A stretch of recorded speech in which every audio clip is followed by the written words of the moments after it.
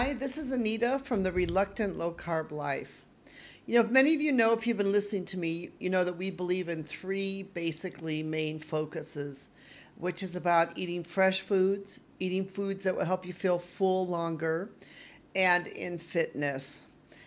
One of the reasons why we believe in that is we're great advocates of believing that if you're going to change your life, change your diet, basically change anything that you want to change, it has to be a lifestyle change.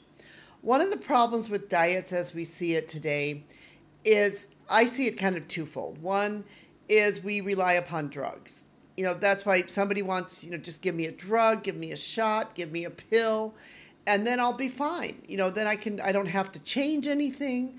I can then be fine and I'll be able to lose weight. Or, you want to have an operation, which means that the doctors then will force a change on you because they will do an operation. Or you want to be able to go on a diet just for a certain amount of time and lose the weight and then go back to your old habits.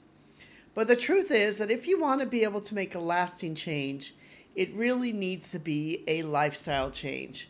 So today we're going to talk a little bit about why any type of diet that you would choose. And I don't even really like the word diet so much. I like the word more like lifestyle change because, I've spent my life, on and off diets, and, diets never work. They just psychologically don't work.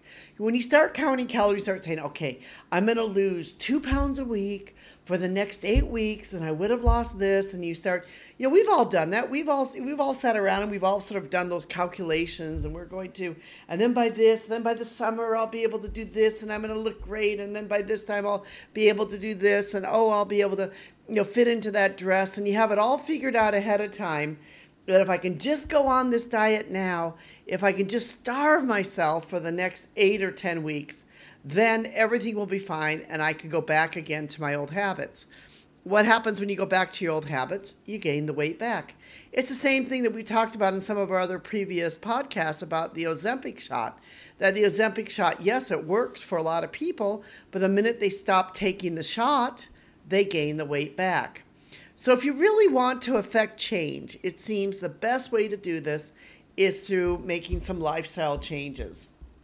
That's why the diets have a problem, because your diets, they deprive you. There's guilt involved, frustration. Basically you're setting yourself up for failure when you decide to go on diet. It's really not sustainable. A lot of diets are not sustainable long term. It's very hard to be able to stay on them. That's why people don't stay on them long term, because they're not able to sustain them. They're just really not able to be on them for that long term effect. So diets also, they overlook some crucial aspects of health beyond the food consumption. Things like physical activity, stress management, sleep quality, and social support. All of those things are also important, but diet, really doesn't look at that. One of the things that diet does is diet puts it on you, and they say, you are the problem. You are the one that's guilty here. You are the one that if you just stop doing this, if you just starve yourself for the next, 8 weeks, then you will lose weight. Yes, you will lose weight, but is it sustainable? It needs to be more than just calories in and calories out. And if you've been listening to my podcast here, you know that we are not advocates for the calories in and calories out. That basically not all calories are created equal. For example, eating 1,000 calories of broccoli and carrots is not the same as eating 1,000 calories of candy. I think we all know that they're going to react differently into your body and into your system. So not all calories are created equal, but that's one of the flawed things about the whole calorie in versus calorie out, is that there's this belief that if you just eat so many calories, that's all you need to do, that all calories are created equal. That, whether you're eating your calories with cookies, your calories with sweets, or your calories with junk food, your calories with hamburgers, that it's all created equal, and it's not. Calories in and calories out are not the same. In fact, they are not all created exactly the same. Calories and the calories that you eat are different. So that's another reason why it's about a lifestyle change. I have an example. I've written a blog post on this, and I have an example in here where I said basically that 100 calories of broccoli, and I don't know why I'm talking about broccoli because maybe a lot of people don't like broccoli, but 100 calories of broccoli will have a vastly different effect on the body compared to 100 calories of soda. I think you could see that those would have a very different effect on the body. Broccoli is rich in fiber, it's rich in vitamins and minerals. So it basically is, it's a food that's healthy for you. You'll feel full longer by eating broccoli than by drinking 100 calories of soda. Because soda is laden with sugar, it's got empty calories, so there's no nutritional value there. So if you can eat the broccoli instead of 100 calories of broccoli, you will feel full longer than if you drink the soda. Your body's metabolism will also respond differently to the broccoli versus the soda. So, that means that, if you can get the protein, you can get the fiber, you get all those things in your body, get the nutrients in your body's going to react very differently. The other thing is, beyond the macronutrients of it all, is that it also, by eating the right foods, it will help you with your energy level. And your energy level is going to also help you with your weight, with your weight maintenance. Face it, if you're not eating enough nutrients, if you're not getting enough nutrients in your body, you'll feel tired all the time. If you feel tired all the time, it maybe becomes difficult to get out and exercise. It becomes difficult to do those things that you need to do. That if you're always eating foods that are refined grains or sugary snacks, they can cause rapid spikes in your blood sugar levels, and they can in turn then could increase your hunger, your cravings, and your overeating. Choosing foods that are on the lower glycemic index, such as whole grains, legumes, non-starchy vegetables, they can help stabilize your blood sugar level. So really, that's why the first thing you need to remember when you're thinking about lifestyle changes is get rid of the calories in and calories out thinking. In fact, start to think more about what the food is fresh, what food will make you feel full longer, what food will give you the nutrients that you need, and what food will help you to be able to feel better. If you can do all those things, then it can really help you with being able to stabilize your blood sugar. For example, today, my lunch consisted of a simple hamburger without the buns and green beans. And I happen to like green beans, and I eat quite a few green beans. Green beans it's just basically boiled green beans. There's nothing special about them, but it's green beans and a hamburger. And then by the time I ate it, I was full. It satisfied me. I felt full because why? I had a lot of nutrients. I had some protein, and I had also my fresh vegetables there.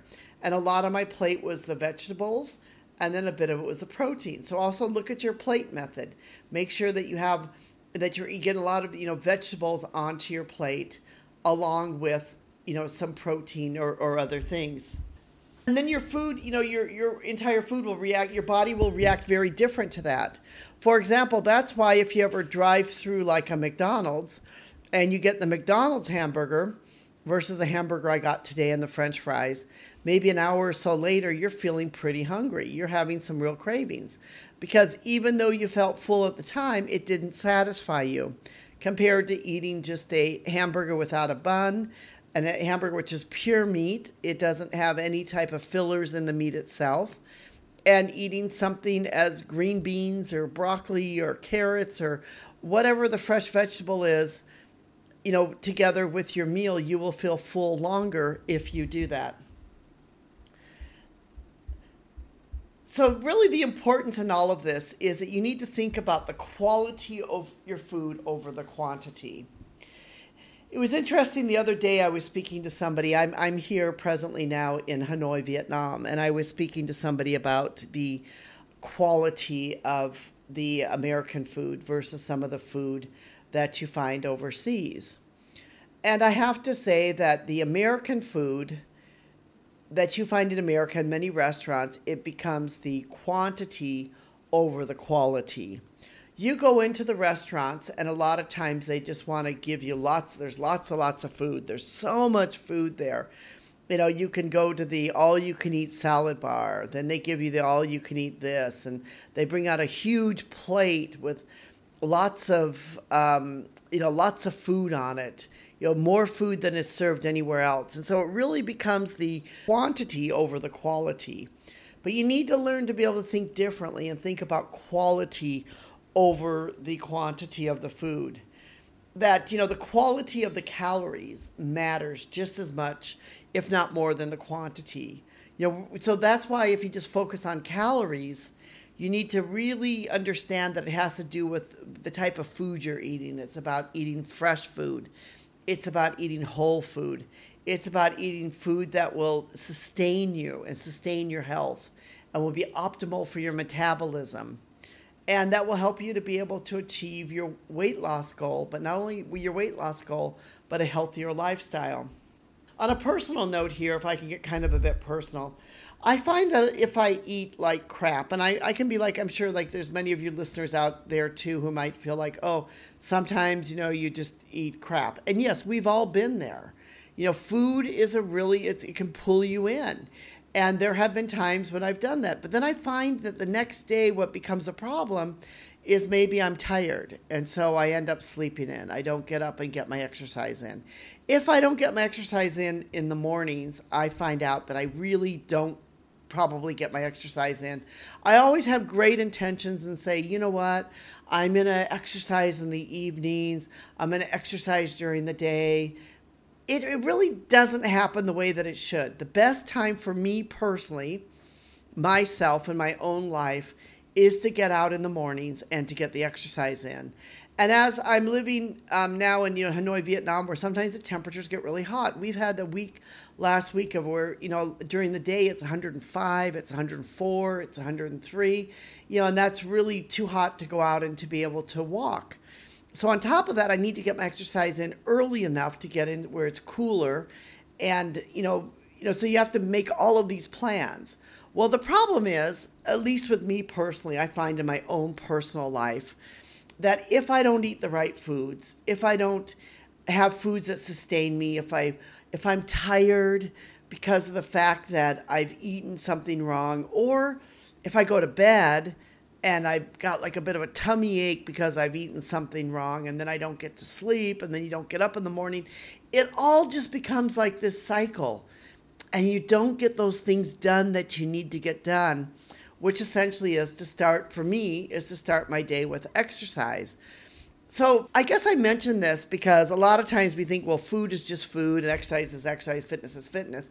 But if you look at it all like as a lifestyle, like this is going to be your lifestyle change, then they all somehow become interconnected. Then what you eat does actually affect your overall health and can affect your exercise too. It can affect how you feel throughout the entire day. If you eat right too, I know for me, I have some arthritis in my knees. It can affect how much my knees hurt. If I eat wrong, or if you eat too much sugar, my knees start hurting more.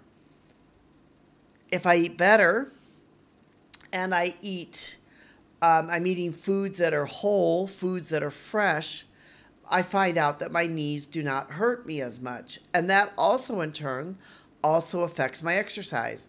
So I mentioned this just to say that, if you look at just calories in and calories out as one compartment of your life, and then you look at exercise as another compartment of your life, then you're kind of compartmentalizing the two.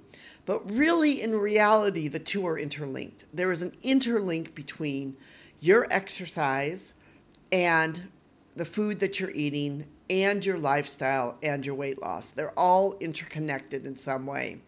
That's why we're advocates, or I personally am an advocate for saying, look, this needs to be a lifestyle change. This cannot just be about, I'm going to go on a diet for 4 weeks or 5 weeks. I'm going to get into that, I'm going to get into that dress for a wedding.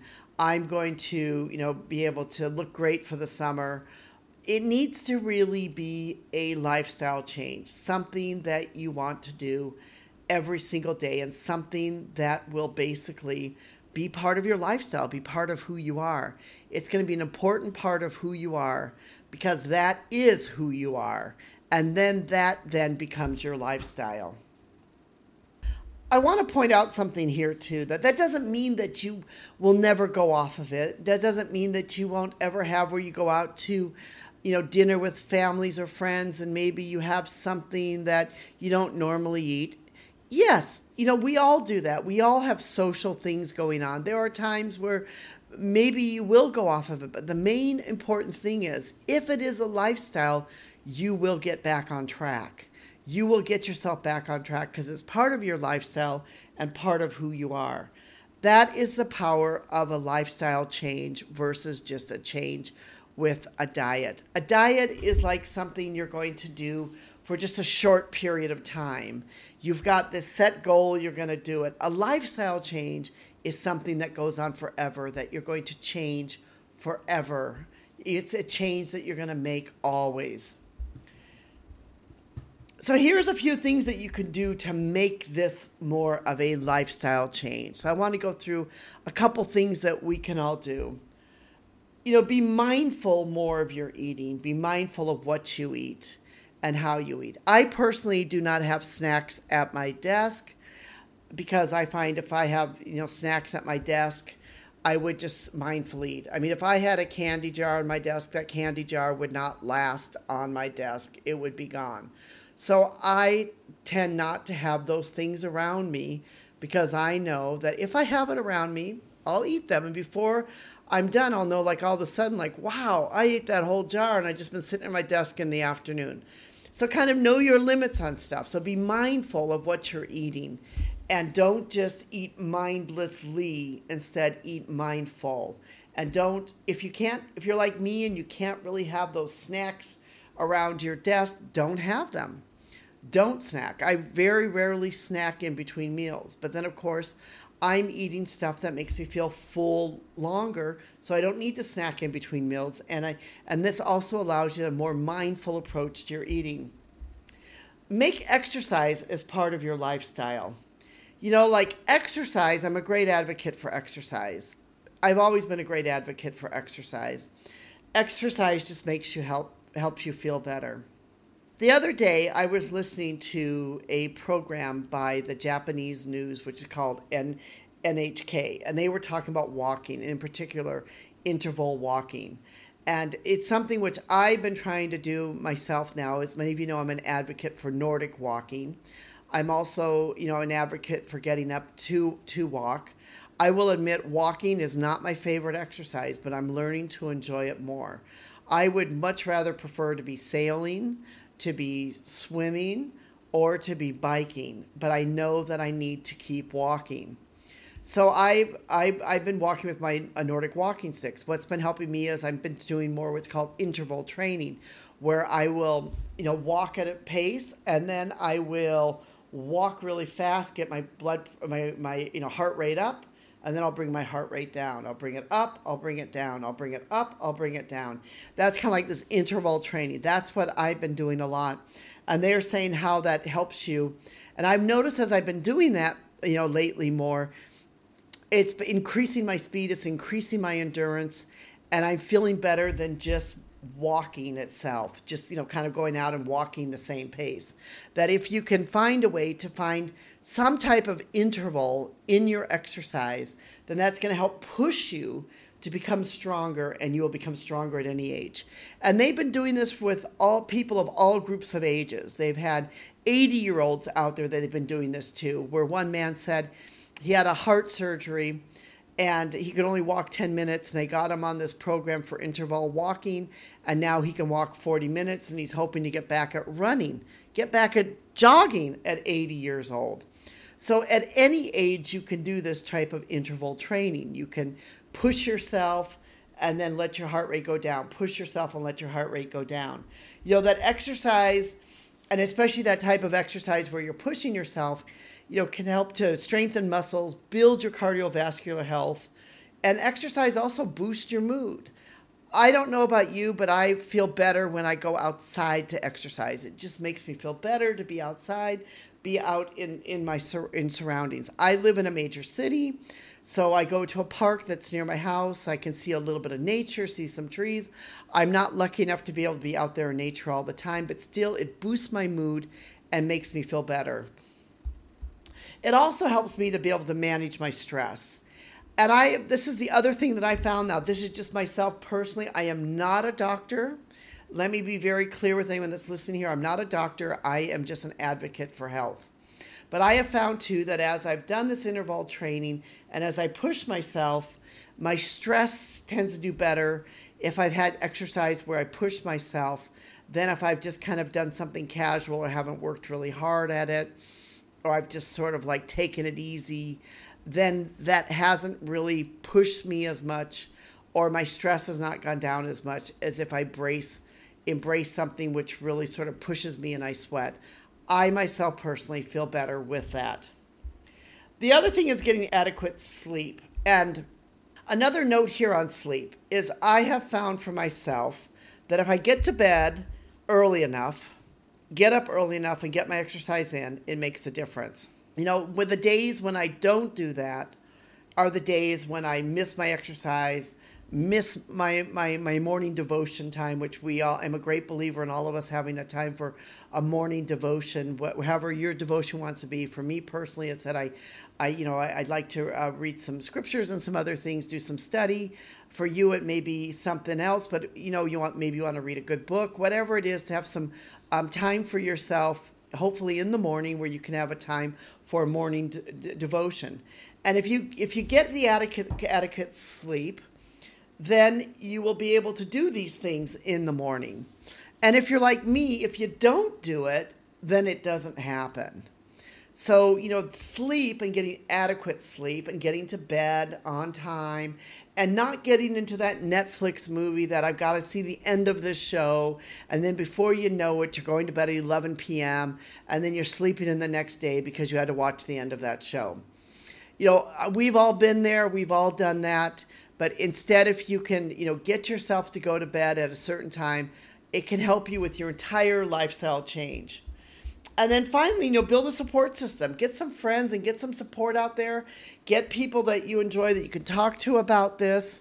And then all of that will help you to be able to make these lifestyle changes. So I guess my main message throughout this entire podcast is to really change, it's about the lifestyle. It's about changing who you are. It's about changing your habits. It's about changing your life. And we can all do it. We all have the power within us to do this. I've written a blog on this, which is entitled Dieting Isn't the Solution, Embrace Lifestyle Changes for Sustainable Weight Management. We're going to put a link into the description for you to, if you'd like to be able to read more about it, get some more ideas maybe for your own life. We hope that you'll subscribe, be part of our community, that you will like us, give us a thumbs up, and that this is a bit inspiring, that this is something that will inspire you and help you. And hey, I've been there. I all know this. I know that this is not an easy journey. This is not an easy journey. But the main thing to do is to keep trying. And each time you fail, get back on the track, get back on track. And then eventually, when you look back a year from now, you'll say, wow, I traveled this far, these changes in my life, and I have done these permanent changes. Wow, look how far I've come. And that is what is important. Thank you so much for listening. We really do appreciate you, our listeners, and we appreciate our technical team. I'll put this all together. Thank you.